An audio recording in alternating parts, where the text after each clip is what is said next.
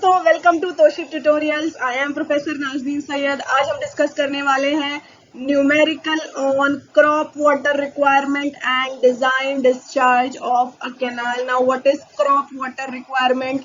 कोई भी irrigation system अगर हम लोग डिजाइन कर रहे हैं हमारी क्रॉप्स की फील्ड तक पानी को पहुंचाने के लिए, तो सबसे पहले हमें हमारी क्रॉप्स का वाटर रिक्वायरमेंट का पैटर्न समझना जरूरी होता है। तो उसके लिए हमारी क्रॉप्स को कब कब वाटर का रिक्वायरमेंट होगा, उसके हिसाब से हम लोग पानी को सप्लाई करेंगे। तो इस तरह से कंट्रोल्ड वे में वाटर सप्लाई करते हैं हम एक इरिगेशन सिस्टम डिजाइन करते हैं जिसमें हमारे हाइड्रोलिक स्ट्रक्चर को, फॉर एग्जांपल डैम हो गया, डाइवर्जन वियर हो गया, उसमें जो हमने वाटर को स्टोर करके रखा हुआ है, वाटर को हम डाइवर्ट करने वाले हैं, उसको इन हाइड्रोलिक स्ट्रक्चर्स को हम हमारी कैनाल से कनेक्ट करते हैं। Now here we have the canal, जिसको हमने हमारी हाइड्रोलिक स्ट्रक्चर से कनेक्ट करना है और इस कैनाल को कनेक्शन प्रोवाइड करना है हमारी क्रॉप की फील्ड तक, ताकि हम इसकी मदद से क्रॉप तक पानी को पहुंचा सके, एक वाटर वे क्रिएट कर सके।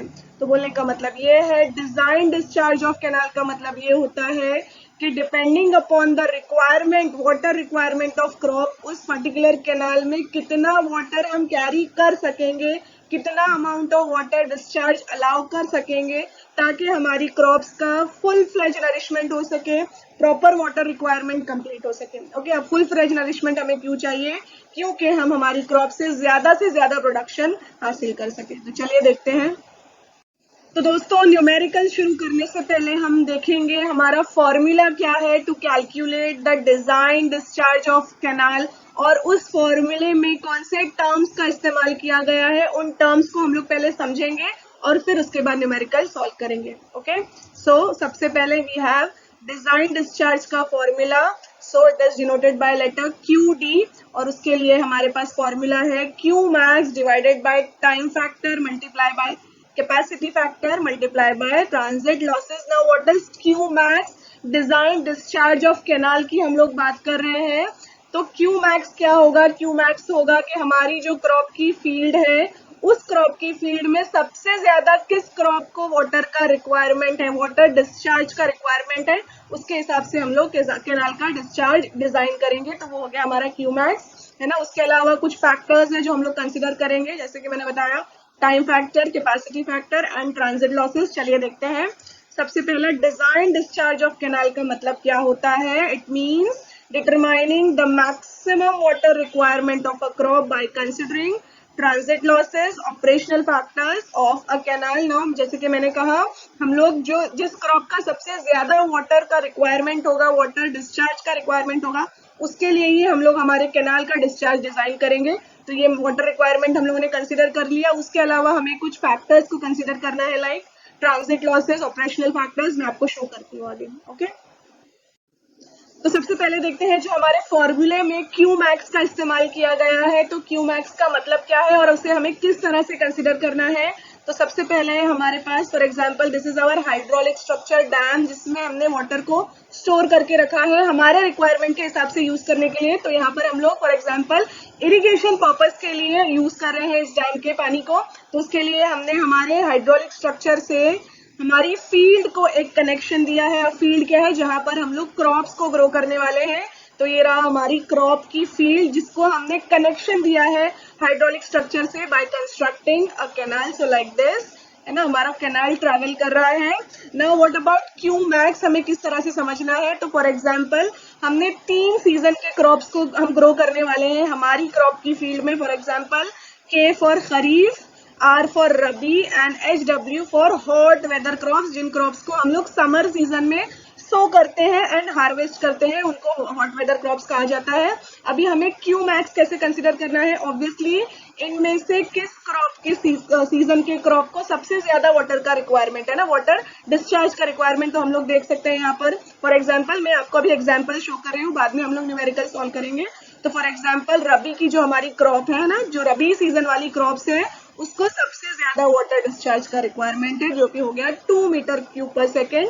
तो इस वैल्यू को हम लोग कंसिडर करेंगे, हम लोग सिलेक्ट करेंगे हमारे Q max की तरह। ओके, तो जैसे कि मैंने बताया, ये हमारी फील्ड है, यहाँ पर हम लोग अलग अलग सीजन वाली क्रॉप्स को ग्रो कर रहे हैं। खरीफ क्रॉप हो गया, रबी क्रॉप्स हो गया या हॉट वेदर क्रॉप हो गया। हमने कैनाल से कनेक्शन दे दिया है, पानी को हम लोग सप्लाई करेंगे, लेकिन मैक्सिमम वाटर डिस्चार्ज के लिए, मैक्सिमम वाटर डिस्चार्ज जैसे कि मैंने कहा इस केस के लिए कौन सी क्रॉप को सबसे ज्यादा वाटर का रिक्वायरमेंट है, हमारी रबी की क्रॉप्स को, तो उसके लिए ही हमने ये कैनाल की कैपेसिटी, वाटर डिस्चार्ज की कैपेसिटी को हमारे कैनाल को हमें डिजाइन करना है ये फैक्टर को कंसिडर करके। ओके, तो इस तरह से हम लोग क्यूमैक्स की वैल्यू को सिलेक्ट करेंगे। Okay, so now we have the next term in the formula, that is transit losses। अब इसका मतलब क्या होता है, तो ये रहा हमारा कैनाल जिसको हमने हाइड्रोलिक स्ट्रक्चर से, फॉर एग्जांपल डैम से कनेक्ट करके रखा हुआ है हमारी क्रॉप की फील्ड तक। तो जहां से हमारी कैनाल शुरू हो रही है,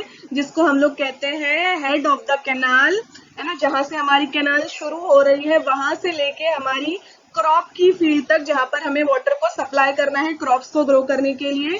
तो इस दौरान वाटर का क्या लॉस हुआ है ना, in terms of seepage and evaporation, water का किस तरह से लॉस हुआ है, उस लॉसेस को हम लोग कहेंगे ट्रांजिट लॉसेस, है ना। ट्रांजिट लॉसेस मतलब कन्वे करने के टाइम से, शुरुआत से लेके आखिर तक जो कन्वे करने के टाइम पे वाटर का लॉस हुआ है in terms of seepage and the evaporation, उसको हम लोग कहेंगे transit losses. Now what about seepage loss? Seepage loss क्या होगा, यहाँ पर हमने कैनाल में वाटर को हम लोग कन्वे कर रहे हैं, सप्लाई कर रहे हैं, तो अगर ये मटेरियल जो कैनाल कंस्ट्रक्ट करने के टाइम पे हमने जो मटेरियल का इस्तेमाल किया है, if that material is pervious, pervious का मतलब क्या होता है, ऐसा मटेरियल जो पानी को अपने अंदर जज्ब होने के लिए अलाउ करता है।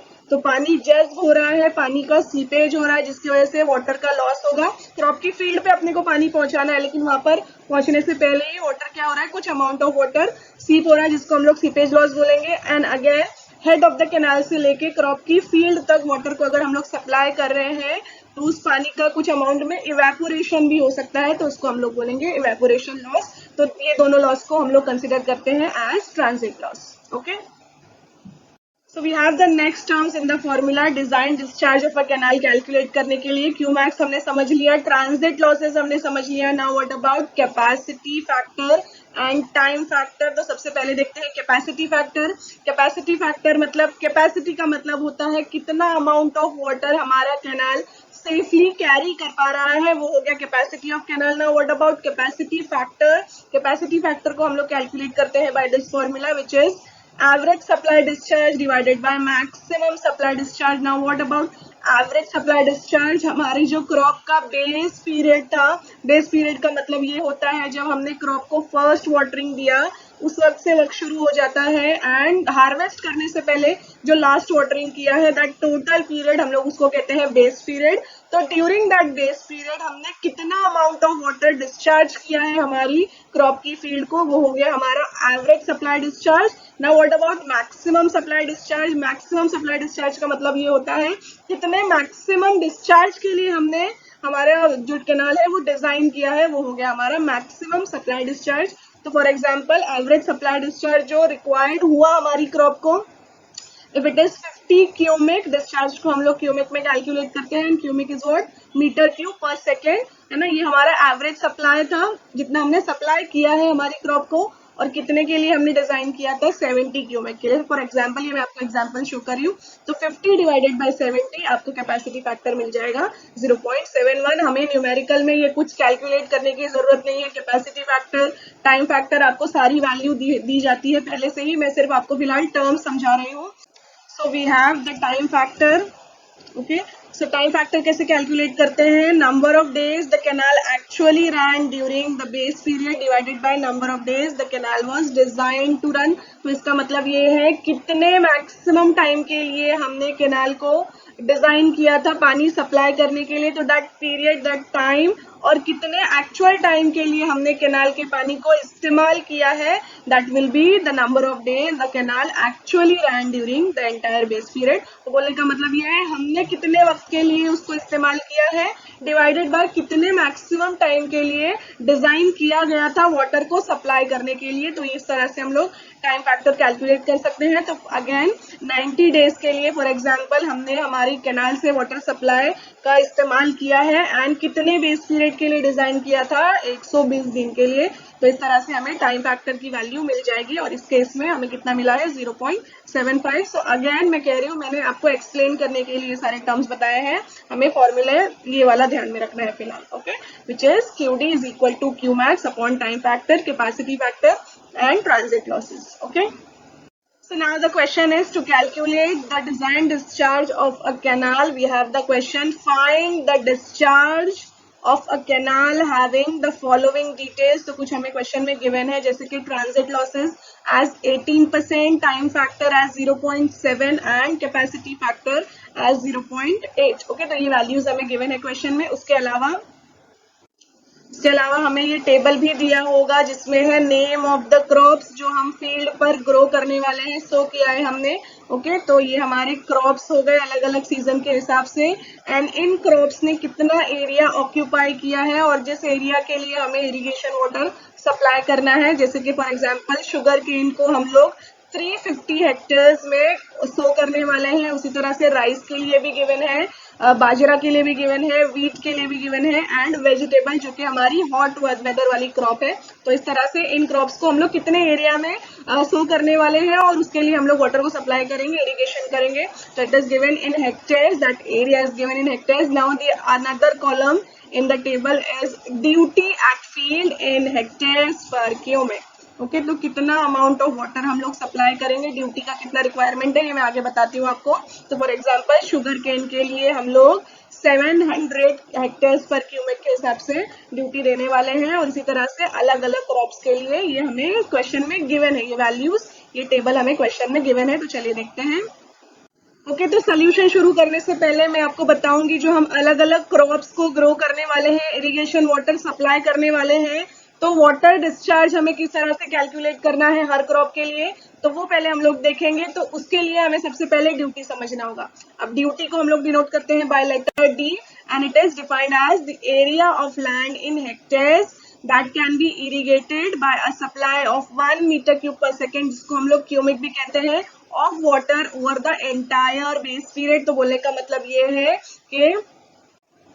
कि अगर हमने 1 मीटर क्यूब पर सेकेंड के रेट से हमारे लैंड पर वाटर सप्लाई किया है, जहां पर हम लोग इरिगेशन कर रहे हैं, क्रॉप्स को ग्रो करने वाले हैं, तो कितना एरिया इन हेक्टेयर्स हम लोग इरिगेट कर पाएंगे, वो हमारा हो जाएगा duty. So again 1 metre cube पर सेकेंड, जैसे कि 1 क्यूबिक के रेट से अगर मैं वाटर सप्लाई कर रही हूँ, वाटर पहुंचा रही हूँ मेरी क्रॉप की फील्ड पे, तो कितना amount of area in hectares हम लोग इरिगेट कर पाएंगे, वो होगा हमारा ड्यूटी। तो ड्यूटी को हम लोग किस तरह से लिखते हैं, है ना, ड्यूटी का यूनिट है हेक्टेयर्स पर क्यूबिक। तो इसको अगर हम लोग और इलेबोरेटेड फॉर्म में लिखेंगे तो हेक्टेयर्स, इस तरह से मैंने लिख दिया, एंड क्यूबिक को हम लोग लिखेंगे, क्यूबिक मतलब 1 मीटर क्यूब पर सेकेंड। जैसे कि मैंने बताया कि अगर 1 मीटर क्यूब पर सेकेंड के रेट से वाटर सप्लाई कर रहे हैं, तो कितना अमाउंट ऑफ एरिया हम लोग इरिगेट कर पाएंगे, तो इस तरह से ड्यूटी लेंगे।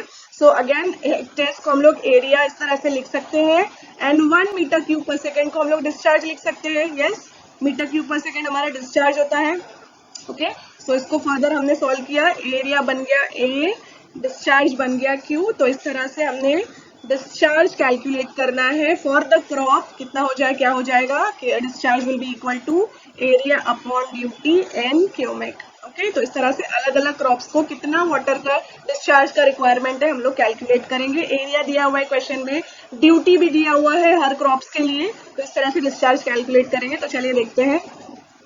ओके, सो ये रहा हमारा टेबल जो क्वेश्चन में गिवन है, नेम ऑफ द क्रॉप और उसके लिए एरिया कितना लगने वाला है under irrigation, duty eight field इन हेक्टेयर्स पर क्यूबिक दिया हुआ है, हमें डिस्चार्ज हर क्रॉप के लिए कितना वाटर का डिस्चार्ज है वो कैलकुलेट करना है। तो मैंने अभी आपको फॉर्मूला बताया है, हमारा फॉर्मूला है A upon D in cubics. तो area is given, duty is given, हमें डिस्चार्ज कैलकुलेट करना है। तो जैसे कि फॉर केस 1 शुगर केन के लिए एरिया दिया हुआ है 350 हेक्टेयर्स, ड्यूटी दिया हुआ है 700 हेक्टेयर्स पर क्यूबिक, एंड उसके लिए हम लोग कैलकुलेट करेंगे डिस्चार्ज। तो सिंपल आपको फॉर्मूले में वैल्यू पुट करनी है, जैसे कि 300 हमारा एरिया हो गया, 700 ड्यूटी हो गया, तो इस तरह से 0.5 आपको मिल जाएगा डिस्चार्ज, 0.5 क्यूबिक, जो कि मीटर क्यूब पर सेकंड आप कंसीडर कर सकते हो। तो इस तरह से हर क्रॉप के लिए हम लोग कैलकुलेट करेंगे डिस्चार्ज का वैल्यू। खरीफ की क्रॉप्स हमारे पास 2 क्रॉप्स है, रबी की क्रॉप्स हमारे पास वीट वाली क्रॉप है, and for hot weather we have vegetables. Okay, तो अलग अलग सीजन के लिए अलग अलग क्रॉप्स है, सबके लिए वाटर डिस्चार्ज पहले कैलकुलेट करेंगे और फिर मैं आगे बताऊंगी क्यू मैक्स हमें किस तरह से सिलेक्ट करना है। क्यों? क्योंकि एट दी एंड हमें फॉर्मूले में जो हमारा डिजाइन डिस्चार्ज का फॉर्मूला है उसमें हमें क्यू मैक्स कंसिडर करना है। यहाँ पर हम अलग अलग क्रॉप्स के लिए क्यू फिलहाल कैलकुलेट कर रहे हैं। क्यू मैक्स किस तरह से आएगा मैं आगे बताती हूँ आपको। ओके ओके, तो क्वेश्चन में हमें और भी कुछ टर्म्स गिवन है, जैसे कि ट्रांजिट लॉस हमें दिया हुआ है 18%, बट हमें सॉल्व करने के टाइम पे कौन सी वैल्यू कंसीडर करना है। अब ये 18% वो वैल्यू है जो लॉस हो चुका है, हम लोग इस्तेमाल कितना करने वाले हैं हमें वो कंसीडर करना है। तो आसान है, 18% के लिए हमें 100 में से हम लोग माइनस करेंगे 18%, लॉस हो चुका है, इस्तेमाल कितना करने वाले हम लोग, हो जाएगा हमारा 100 माइनस 18, तो आपको 82 मिल जाएगा। 82 विल बी परसेंटेज, इस तरह से 82 विल बी परसेंटेज होगा। तो परसेंटेज को हम लोग इस तरह से लिख सकते हैं 82 डिवाइडेड बाय 100। आपको फर्दर सॉल्व करेंगे तो वैल्यू मिलेगी 0.82 और इसको हम लोग कंसीडर करेंगे ट्रांजिट लॉस, जितना हम लोग इस्तेमाल करने वाले हैं। ओके, एंड टाइम फैक्टर हमें एज इट इज लेना है and also the capacity factor just value फॉर्मूले में हमें पुट करना है। Okay, so now we'll calculate the discharge for अलग अलग सीजन वाली क्रॉप। तो जैसे कि discharge required for kharif season, तो जैसे कि मैंने बताया था खरीफ में हमारे पास राइस है, बाजरा है, और जिसके लिए हमें डिस्चार्ज की वैल्यू क्या मिली थी 0.25, आप टेबल में देख सकते हैं। And for bajra we got 0.4, तो ये खरीफ की फसल हो गई। अब मैंने 0.5 यहाँ पर क्यों ऐड किया हुआ है, 0.5 तो हमारा शुगर केन है ना, तो शुगर केन को हम लोग साल भर ग्रो करते हैं, तो इसके लिए साल भर इस क्रॉप को वाटर का रिक्वायरमेंट होगा। तो हर सीजन के साथ हम इस पर्टिकुलर इस क्रॉप का डिस्चार्ज हम लोग ऐड करते जाएंगे। तो जैसे कि खरीफ सीजन के लिए हमारे पास दो खरीफ की क्रॉप्स हैं, one is rice and the other one is bajra, तो दोनों में हमने शुगर केन की वैल्यू को ऐड किया है। तो इस तरह से हमें खरीफ सीजन के लिए डिस्चार्ज का रिक्वायरमेंट मिल जाएगा, कितना हो गया 1.15 cumec. Now for rabi season में हम लोग क्या ग्रो कर रहे हैं, वीट को ग्रो कर रहे हैं। वीट के लिए वाटर डिस्चार्ज कितना था हमने टेबल में कैलकुलेट किया है 0.67, एंड अगेन 0.5 हमने ऐड किया है, it is for sugar cane, and उसको ऐड करने के बाद हमें वैल्यू मिली है रबी सीजन के लिए discharge as 1.17 cumec. Now for hot weather crops discharge required for hot weather, so हमारे पास हॉट वेदर में क्या था, वेजिटेबल था, एंड अगेन शुगर केन का वैल्यू हमने ऐड किया है 0.5। तो इस तरह से हॉट वेदर के लिए हमें मिल जाएगा 1 क्यूमेक। अब डिस्चार्ज जैसे कि मैंने शुरुआत में बताया, इन तीनों क्रॉप्स में से जिसका मैक्सिमम डिस्चार्ज का रिक्वायरमेंट है हमें वो सिलेक्ट करना है। एंड फॉर दिस केस हमें हमारी रबी की क्रॉप्स को सबसे ज्यादा वाटर डिस्चार्ज का रिक्वायरमेंट है, जो कि है 1.17 क्यूमेक। तो अभी सिंपल हमें डिस्चार्ज, हमारे फॉर्मूला जो है डिजाइन डिस्चार्ज का, design discharge of canal QD is equal to, हमें वैल्यूज पुट करना है, सॉल्व करना है। तो क्यू मैक्स मालूम है, टाइम फैक्टर गिवन है क्वेश्चन में, capacity factor is also given in the question, transit losses हमने सॉल्व किया है। सो इस तरह से we have to put the value in this formula and calculate the design discharge of canal. तो Q max 1.17, 0.7 time factor, 0.8 capacity factor and 0.82 हमारा transit loss हो गया है जो हम लोग इस्तेमाल कर रहे हैं। ट्रांजिट लॉस होने के बाद जो वाटर इस्तेमाल करने वाले हैं वो वैल्यू हमने कंसीडर किया है। तो इस तरह से will get the design discharge of a canal as 2.55 cumec. Okay, तो इस तरह से हम लोग न्यूमेरिकल बड़े ही आसानी के साथ सॉल्व कर सकते हैं। जस्ट आप, मैंने तो इतने बार आपको फॉर्मूला शो कर दिया है, आपको याद हो गया होगा, फॉर्मूले में वैल्यूज हमें पुट करना है और बड़े ही आसानी से हमें सॉल्व कर सकते हैं। ओके, तो दोस्तों अगर आपको इस सब्जेक्ट का डिटेल्ड कंटेंट चाहिए तो जल्द ही तोशीब ट्यूटोरियल्स ऐप इंस्टॉल कीजिए and water resource engineering subject के लिए एनरोल कीजिए। Okay, thank you.